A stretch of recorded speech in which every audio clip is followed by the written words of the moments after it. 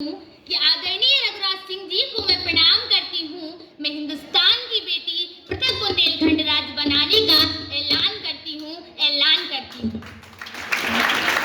वंदनीय मां सरस्वती, आदरणीय अध्यक्ष महोदय, प्रधानाचार्य जी, सभी शिक्षकगण व मेरे प्यारे भाइयों और बहनों, मैं नैना प्रजापति आज कन्या इंटर कॉलेज से कक्षा 11 की छात्रा हूँ। आज मैं यहाँ केवल भाषण देने नहीं आई हूँ, बल्कि आप सभी को पृथक बुंदेलखंड राज्य निर्माण आंदोलन जरूरी है इस विषय के प्रति जागरूक करने आई हूँ। आज मैं ऐसी भूमि की बात करने आई हूँ जहाँ की मिट्टी में वीरता की महक है, पर आज भी वह प्यास और गरीबी से जूझ रही है।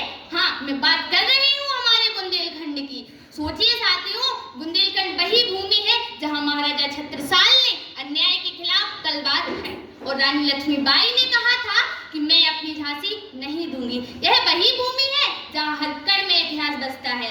बुंदेल भूमि पवित्र हसा, बुंदेल भूमि पवित्र हसा, वीर शौर्य प्रसूतिका, जल कण स्थित साताया, सेयम माता नमो अस्तुते, सेयम माता नमो अस्तुते।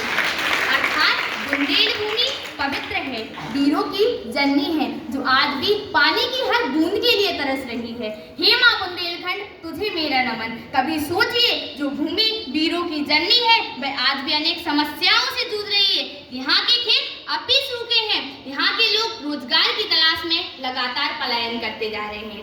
कभी सोचिए साथियों, क्या यही नियति है इस वीर भूमि की, जिसने देश को इतनी वीरता दी? क्या उसे आज भी अपने अस्तित्व के लिए लड़ना होगा? मैं पूछती, अगर मैं बुंदेलखंड के प्रति अपनी सोच को शब्दों में बयां करूं, तो मैं तो यही कहूंगी कि बुंदेलखंड की देश में ही नहीं, बुंदेलखंड की देश में ही नहीं, विश्व में बहुत बड़ी है शान, विश्व में बहुत बड़ी है शान, और वीरों की भूमि कहलाए, यही इसकी पहचान, यही इसकी पहचान।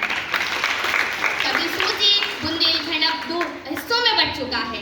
एक भाग तो उत्तर प्रदेश में है और दूसरा मध्य प्रदेश में, लेकिन सच्चाई तो ये है कि दोनों ही राज्यों ने केवल और केवल इसे एक सीमा समझा। किसी ने भी इसे पूरी तरह अपनी जिम्मेदारी नहीं माना, और आज यही वजह है कि विकास की किरण यहाँ तक नहीं पहुँच पाती। मैं ये नहीं कहती कि योजनाएं नहीं आती, योजनाएं तो बहुत आती हैं, पर यहाँ तक पहुँचते पहुँचते उनका असर ही खत्म हो जाता है।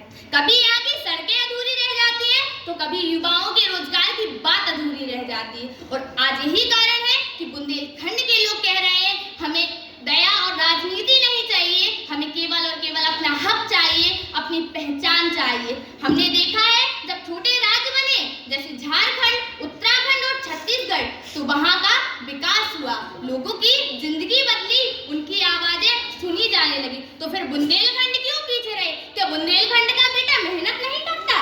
कि बुंदेलखंड की बेटी अपने सपनों की हकदार नहीं? तो मैं कहती हूँ कि ये सपना तभी पूरा होगा जब हमारा बुंदेलखंड पृथक बुंदेलखंड राज्य बनेगा। क्योंकि जब शासन यहाँ का होगा, तो फैसले भी यहीं के होंगे, और जब फैसले यहीं के होंगे, तो विकास भी केवल और केवल यहीं तक पहुँचेगा।